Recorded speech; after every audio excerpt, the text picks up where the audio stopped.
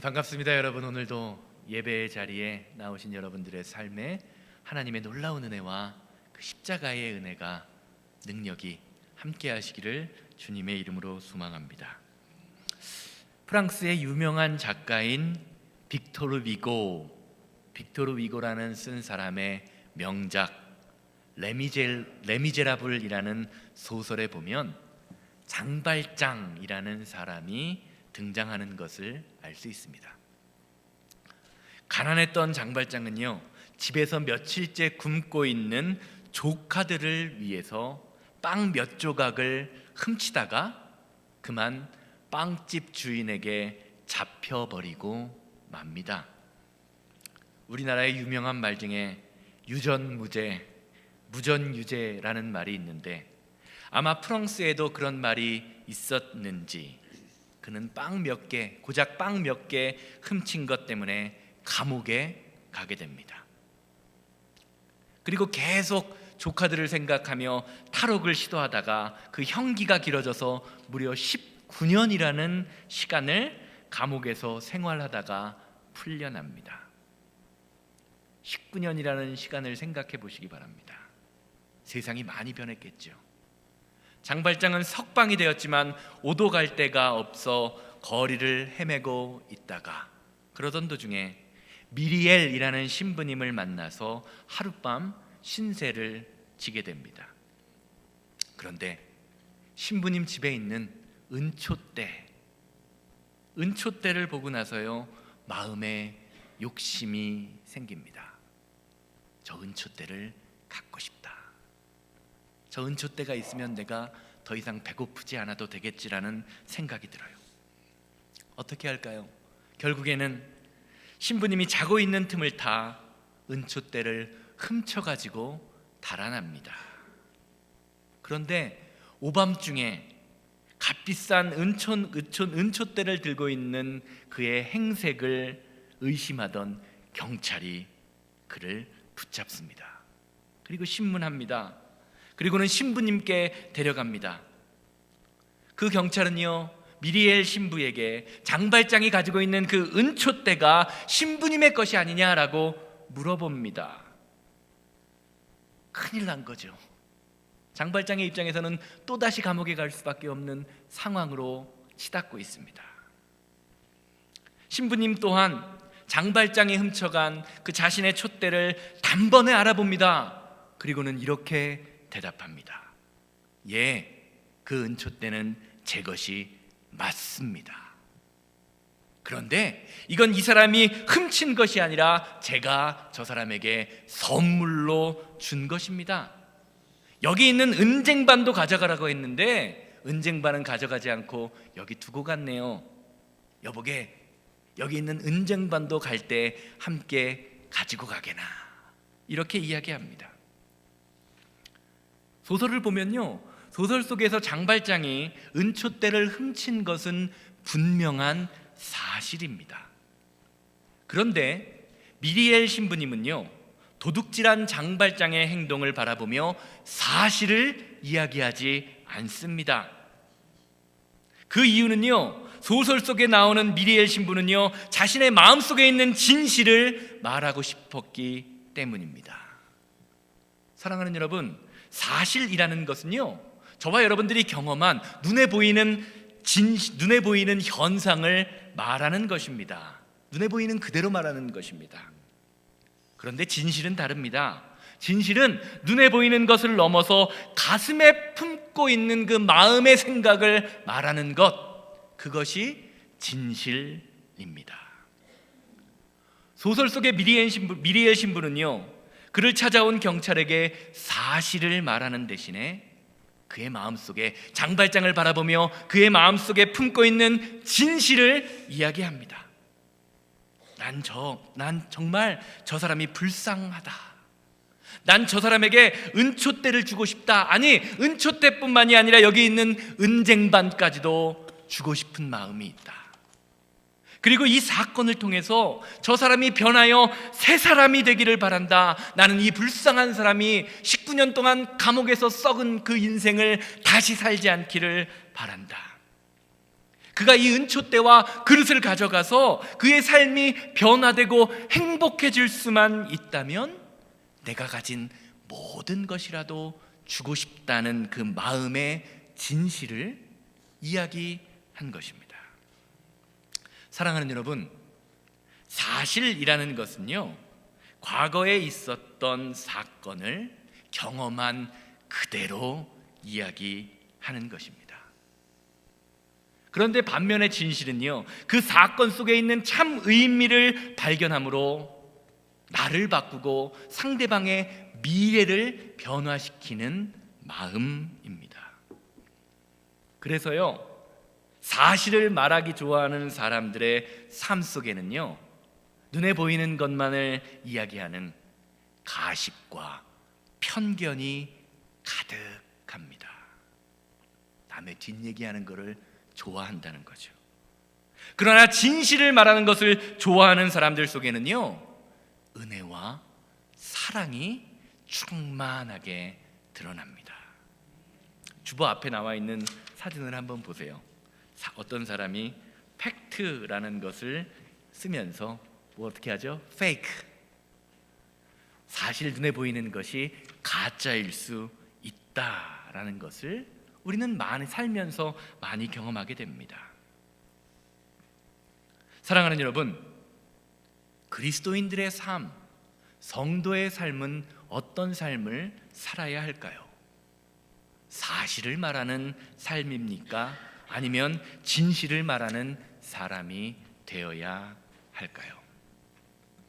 오늘 말씀의 주제인 사실과 진실이라는 측면에서 예수님의 인생, 예수님의 삶을 한번 돌아보기를 바랍니다. 예수님은요, 이 땅에 오셔서 공생에 당신의 사역을 하시면서 수많은 사람들을 만나십니다. 그런데 참 재미있는 사실은요, 예수님을 만난 모든 사람들, 예수님과 함께한 사람들은요, 한결같이 다 회복되고 변화되는 인생을 경험했다는 것이죠. 성경을 가만히 살펴보면요, 예수님이 만나주셨던 사람들, 변화되었던 사람들의 대부분은요, 다 한결같이 소외되고 버림받은 사람들입니다. 세상 사람들의 관점에서 루저, 패배자라고 불리는 사람들입니다. 그런데 예수님께서는요, 그들의 삶과 영혼을 바라보시면서 그들이 패배자, 그들이 루저라는 사실로 그들을 판단하지 않으십니다. 심지어 요한복음 8장 말씀을 보면요, 모든 사람이 간음한 여인을 현장에서 붙잡아서 사실을 들이대며 돌로 쳐 죽일 준비를 하고 있을 때에도 뭐라고 말씀하시죠? 이 중에 죄 없는 사람이 이 여자를 먼저 돌로 치라라고 말씀하시면서 진실을 들추어 내십니다. 그러면서 이렇게 말씀하시죠. 요한복음 8장 10절에서 11절입니다. 예수께서 일어나사 여자 외에 아무도 없는 것을 보시고 이르시되, 여자여, 너를 고발하던 그들이 어디 있느냐? 너를 정죄하던 자가 없느냐? 대답하되 주여, 없나이다. 예수께서 이르시되, 나도 너를 정죄하지 아니하노니 가서 다시는 죄를 범하지 말라 하시느냐.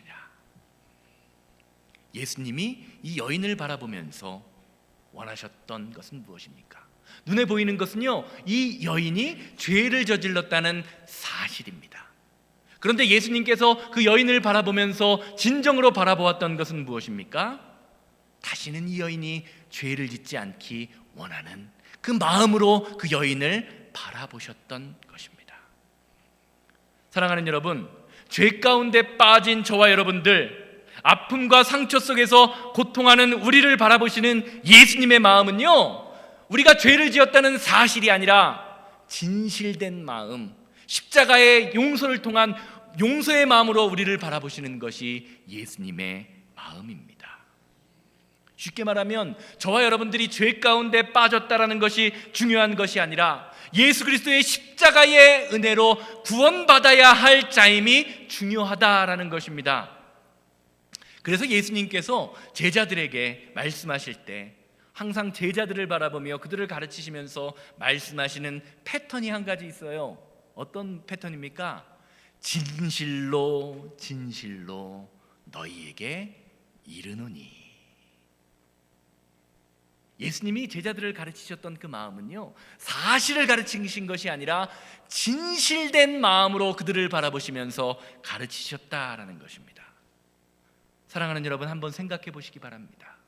저와 여러분들이 구원받은 자로서 천국 백성을 살아갈 수 있는 이유는요, 우리들이 행한 죄, 눈에 보이는 사실 때문이 아닙니다.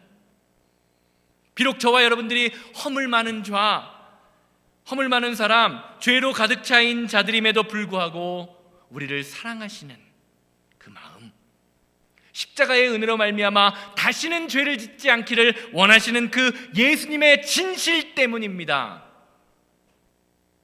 사실로 우리를 바라보신다면 지금 여기 있는 누구도 예수님 앞에서 온전히 예배할 수 있는 사람이 아무도 없습니다.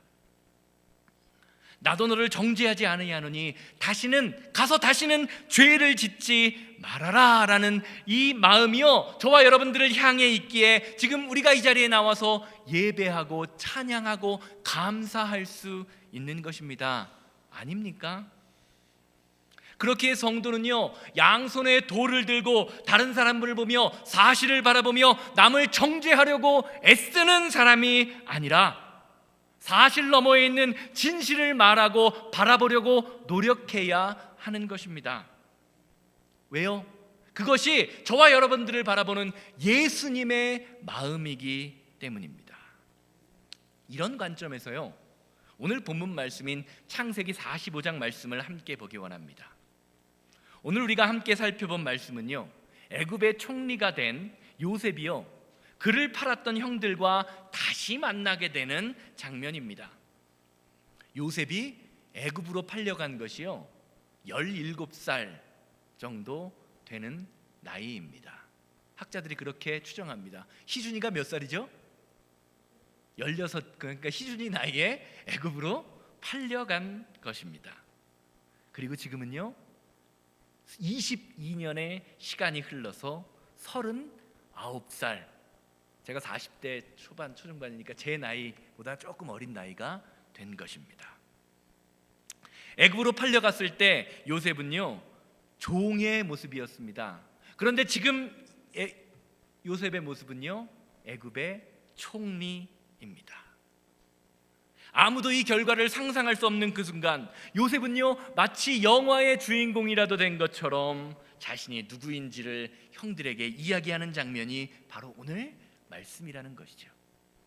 창세기 45장 1절에서 2절 말씀 함께 보십니다. 요셉이 시종하는 자들 앞에서 그 정을 억제하지 못하여 소리질러 모든 사람을 자기에게서 물러가라 하고 그 형제에게 자기를 알리니 그때 함께한 자가 없었더라. 요셉이 방성되곡하니 큰 소리로 우니 애굽 사람에게 들리며 바로의 궁중에서 들리더라. 요셉이 자신의 신분을 밝히면서 이렇게 대성통곡한 이유는요, 오늘 본문 앞인 창세기 44장에서 자신의 형 유다가 자신에게 한 이야기 때문입니다. 창세기 44장 33절 34절 보시기 바랍니다. 청컨대 주의 종으로 아이를 대신하여 내 주의 종이 되게 하시고 그 아이는 형제들과 함께 올려 보내소서. 이 아이가 나와 함께 가지 아니한다면 내가 어찌 내 아버지께로 돌아갈 수 있으리이까. 두렵건대 내 재해가 내 아버지의 미침을 보리이다.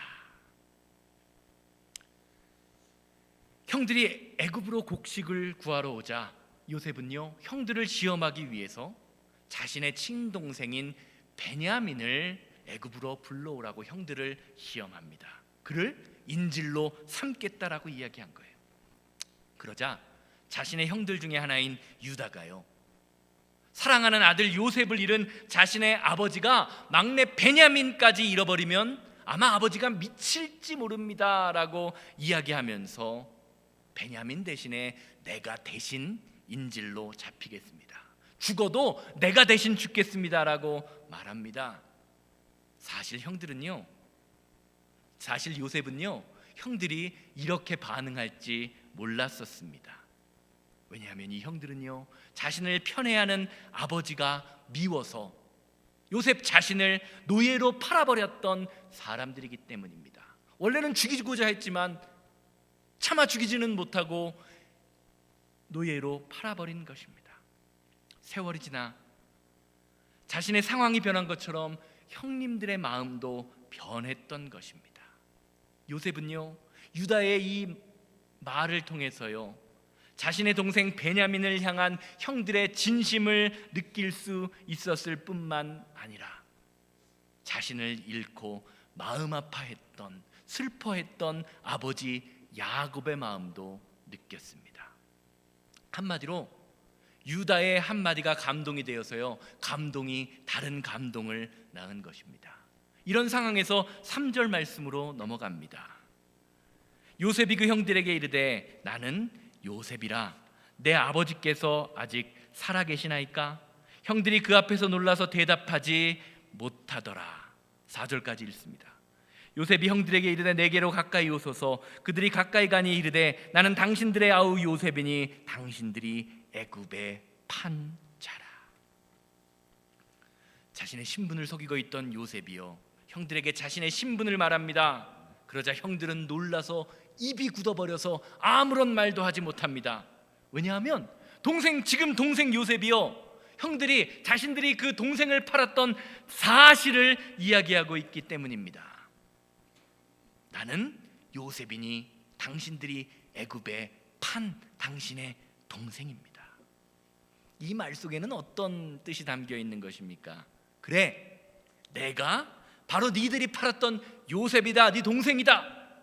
나는 그때 당신들이 한 일을 아직도 분명히 기억하고 있다라는 그 뜻이 담겨져 있습니다. 요셉이 기억하고 있는, 요셉이 말하고 있는 사실대로 요셉이 행동한다면 형들은요, 지금 이 순간 절대로 용서받을 수 없는 그런 상황입니다.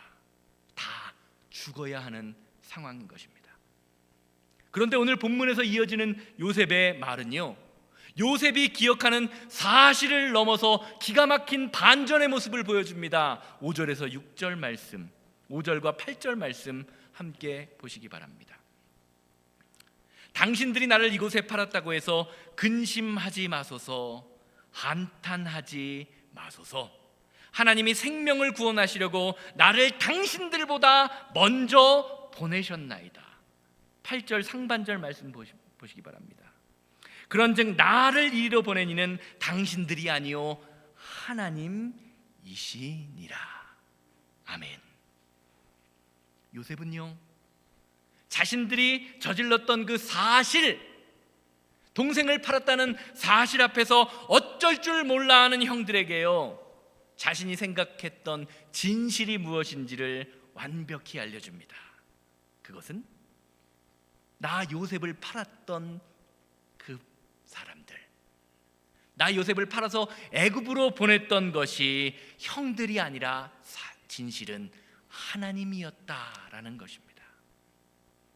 눈에 보이는 사실대로 말한다면 형들이 나를 팔아서 애굽에 보낸 것처럼 보이지만, 배우의 진실을 따라서 말한다면 하나님께서 자신을 여기에 보낸 것이 확실하다는 것입니다. 그래서 머나먼 옛날 22년 전에 하나님께서 자신에게 이런 상황을 준비하게 하기 위하여 꿈을 꾸게 하셨고 애굽으로 종에 보내셨으며 지금 이 자리에서 총리의 역할을 감당하고 있다고 믿음으로 고백하고 있는 것입니다. 이것이 자신이 겪었던 아픔, 상처, 그 모든 경험을요 해석하는 요셉의 삶의 방법입니다. 하나님이 하셨습니다. 누가 하셨다고요? 다 같이 한번 해볼까요? 하나님이 하셨습니다. 이것이요, 요셉의 고백이 되어야 되는 것이 아니라 저와 여러분들의 고백이 되어야 합니다. 내가 한 것이 아니라, 내 주변 사람들이 한 것이 아니라 하나님이 하셨습니다. 믿으십니까? 이렇게 고백하십니까? 저와 여러분들이 인생을 살면서요, 많은 아픔과 상처와 고난의 순간, 고통의 순간이 있지만 모든 순간순간이 하나님의 뜻에 따라서 합력하여 선을 이룬다라는 것이 바로 우리가 고백해야 할 믿음인 것입니다. 이런 고백이 믿음이라는 거죠. 이러한 삶의 비밀, 사실을 넘어서 진실을 바라볼 수 있었던 믿음을 가졌던 사도 바울은요, 그래서 로마서 8장 28절에서 이렇게 성도의 삶이 무엇인지에 대하여 이렇게 고백합니다. 다 같이 읽겠습니다. 우리가 알거니와 하나님을 사랑하는 자 곧 그의 뜻대로 부르심을 입은 자들에게는 모든 것이 합력하여 선을 이루느니라. 아멘. 믿으십니까?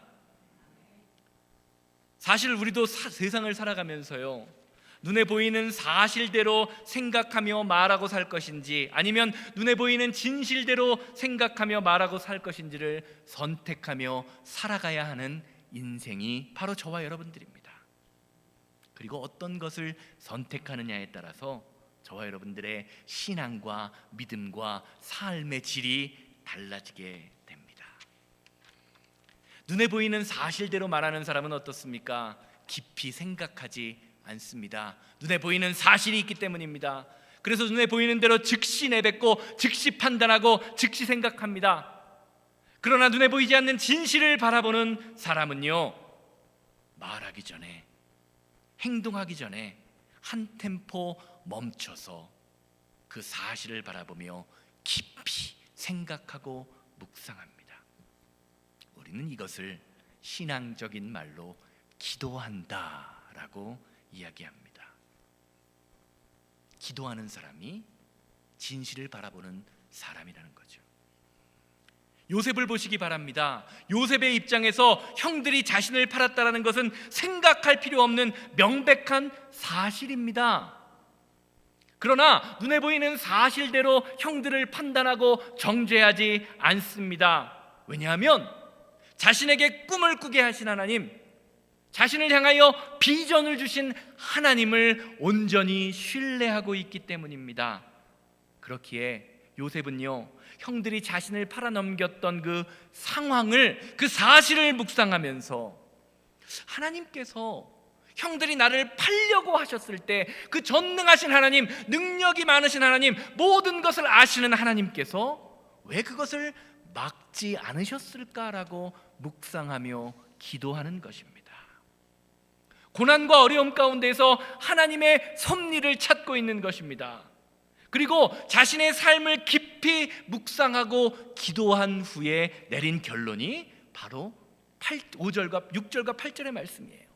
하나님이 생명을 구원하시려고 나를 당신들보다 먼저 이 애굽 땅에 보내셨습니다. 그래서 나를 애굽에 보낸 분은 형들이 아니라 하나님이 하신 것입니다. 사랑하는 여러분, 눈에 보이는 대로 사실만을 말하며 사는 인생은요, 자신의 관계 속에서 사람만을 바라보고 눈에 일어난 현실만을 바라보며 살아갑니다. 사람이 중심이 되다 보니까요, 사람이 사람을 판다고 생각합니다. 사람이 사람을 미워해도 된다고 생각합니다. 내가 사랑하는 것도 내가 사랑하며 사랑한다고, 사람을 사람이 움직이는 것이라고 생각합니다. 그러나 성도는 다릅니다. 성도는요, 사람과 사람과의 관계 속에서 하나님을 볼 수 있는 사람입니다. 그래서 성도는요, 사람을 만날 때 사람에게 집중하지 않습니다. 이 사람과의 만남을 통해서 하나님이 나에게 원하시는 것은 과연 무엇이 있을까?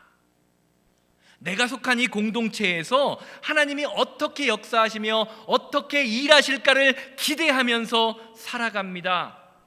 왜냐하면 죄로 가득 찬 이 세상의 한복판에서 이 세상을 움직이시는 분이요, 하나님임을 믿음으로 고백하기 때문입니다. 내 사업장을 움직이시는 분, 내 가정을 움직이시는 분이 하나님임을 알기 때문입니다. 그렇기에 성도에게 가장 중요한 변수는요, 사람이 아닙니다. 눈에 보이는 사실이 아닙니다. 바로 하나님, 한 분이 가장 그의 인생에 중요한 변수가 되는 것입니다.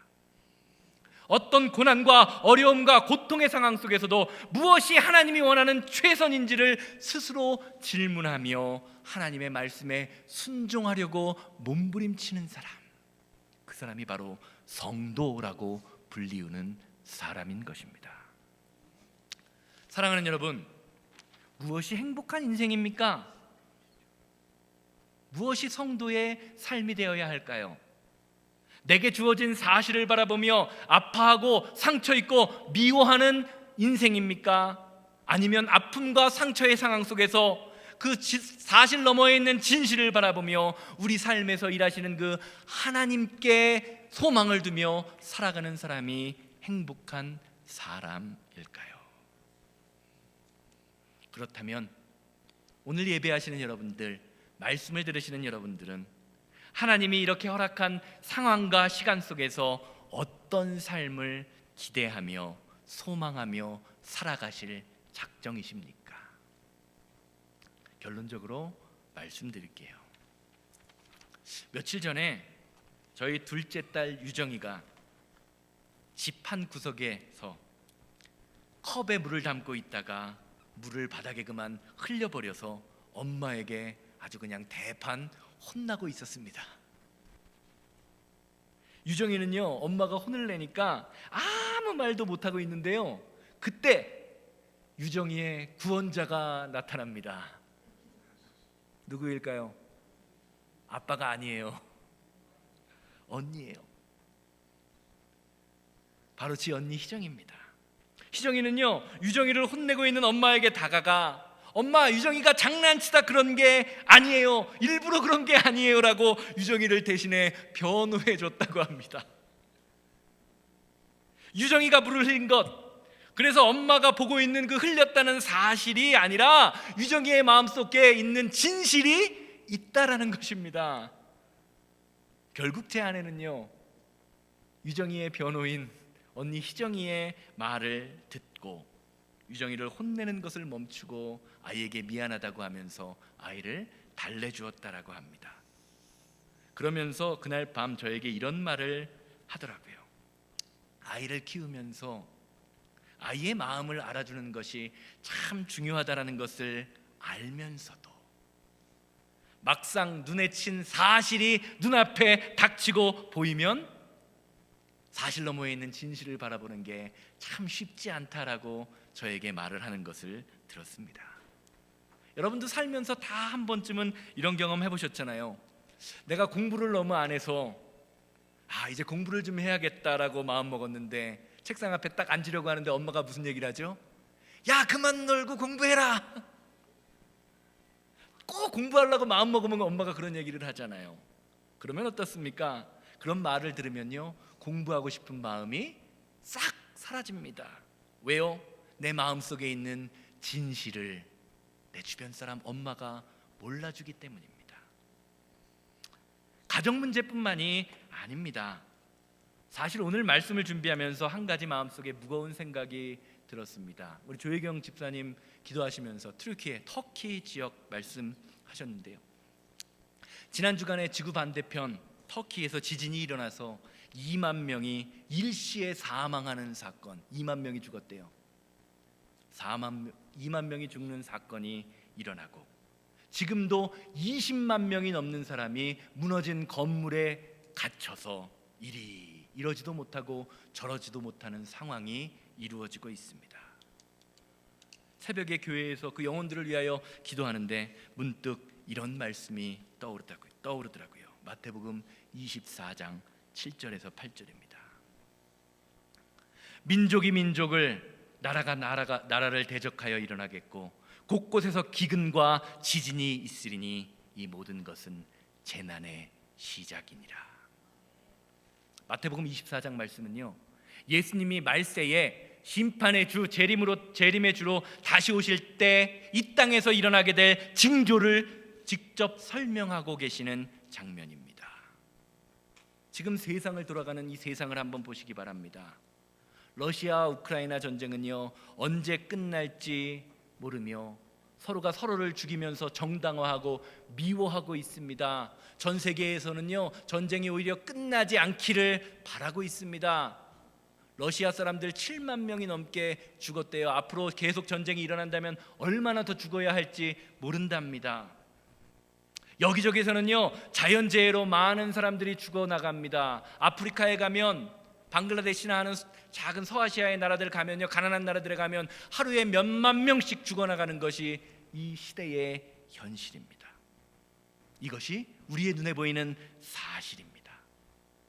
그런데 예수님께서는요, 이 사실 뒤에 예수님이 다시 오시는 심판의 사건이 일어날 징조인 진실이 있다고 말씀하십니다. 진실은 무엇입니까? 내가 다시 오기 전에 이런 일들이 이 땅에서 일어날 것이다. 민족이 민족을 대적하고 나라가 나라를 대적하고 곳곳에 기근과 지진이 있으리라. 이것이 진실이라는 것입니다. 사랑하는 여러분, 회개해야 합니다.